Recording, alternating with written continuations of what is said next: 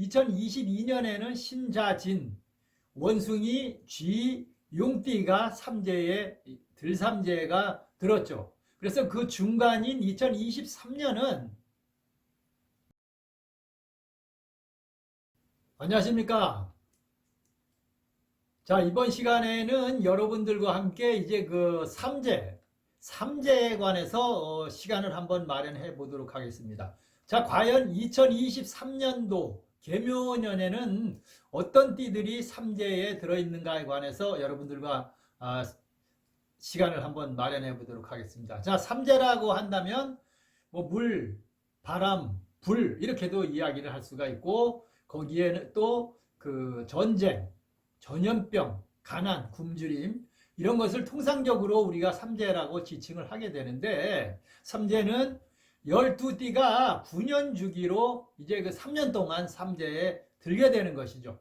그래서 2022년에는 신자진, 원숭이, 쥐, 용띠가 삼재에 들삼재가 들었죠. 그래서 그 중간인 2023년은 이제 계묘년이 되면서 계묘년에 물삼재가 되겠죠. 즉 검은 토끼띠의 해에 이 삼재가 아예 이제 눌러 앉는 그런 한 해가 된다, 이렇게 볼 수가 있겠습니다. 그래서 뭐 통상적으로 이렇게 쭉 이야기하는 거 보면 보통 물삼재라고 하면 어떤 뭐 그 사업운이 막힌다거나 이별이나 분리 또 혹은 별거 뭐 이런 것들이 발생할 수도 있고, 그 다음에 의욕을 잃고 어떤 그 정체되는 시기라 이렇게 볼 수도 있겠습니다. 그런데 무슨 뭐 사고가 난다거나 뭐 누가 죽는다거나 심지어 사업이 망한다거나 뭐 남편이나 부인과 이혼한다거나 이런 그 어떤 터무니없는 소리를 하면서 삼재마귀를 해야 한다, 구슬해야 한다, 부적을 뭐 해서 어떤 각자의 어떤 그 비방을 해야 한다, 이렇게 하면 이런 것들을 운운하면서 이 재물을 사취하는 그런 무속인들이 상당수 있는데, 이 삼재는 그런 것들로 인해서 어떤 행위를 해서 막을 수 있는 그런 것은 아니다라고 말씀을 드릴 수가 있으니까 주의를 하셔야 합니다. 즉 4분의 1, 우리나라 국민의 4분의 1이 이 삼재에 들고, 대부분 삼재라 그래도 들었는지도 모르고 다 일반 분들은 지나가는 것이고 무탈하게 다 지나가는 것이 삼재니까, 거금을 들여서 무엇을 한다는 것이 오히려 많은 재물을, 그래서 그런 것들로 인해서 많은 재물을 잃지 말기를 바라는 마음으로 말씀을 드리는 것입니다. 어떻게 보면 이 삼재가 그래서 삼재인 것입니다. 잘못해서 재물을 편취당하는 것도 삼재에 해당해야 되겠죠.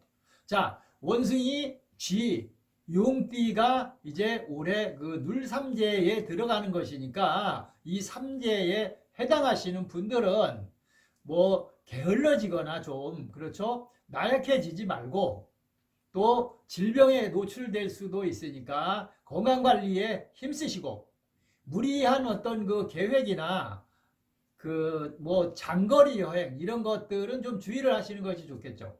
뭐 관제 혹은 구설, 그 다음에 손재, 재물을 잃거나, 그 다음에 그 사고 이런 것들도 다른 해보다는 삼재에 들으신 분들은 뭐 주의를 해서 나쁠 것은 없지 않겠습니까?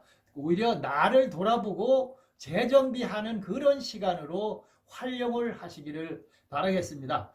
자, 특히 이 신자진의 이 원숭이띠, 쥐띠, 용띠들은 대부분 이 삼재 중에서도 뭐 복삼재로 이렇게 이야기를 하니까 올 한 해도 삼재로 인해서 어떤 일이 발생하는 것은 아니고 무난히 잘 지나갈 것으로 보이니까, 아까도 말씀드렸습니다만 삼재를 막는다는 그런 것들로 인해서 재물을 굳이 지출하실 필요는 없다. 그러나 어떤 그 특정 종교를 가지고 계신 분들이라면 가족을 위해서 소소하게 뭐 정성을 드리는 것도 뭐 나쁘지는 않다, 이렇게 말씀드릴 수가 있겠습니다. 자, 2023년 개미년 검은 토끼띠의 해에는 신자진, 원숭이, 쥐, 용띠가 삼재에 드는데 눌삼재에 해당이 된다, 이렇게 말씀을 드리면서 삼재로 인한 어떤 특별한 비방이나 비법 이런 것들은 안 해도 되고 할 필요도 없고 그런 큰 문제들도 생기지 않으니까 여러분들 참고하시고 되돌아보는 시간으로 마련하시기 바랍니다.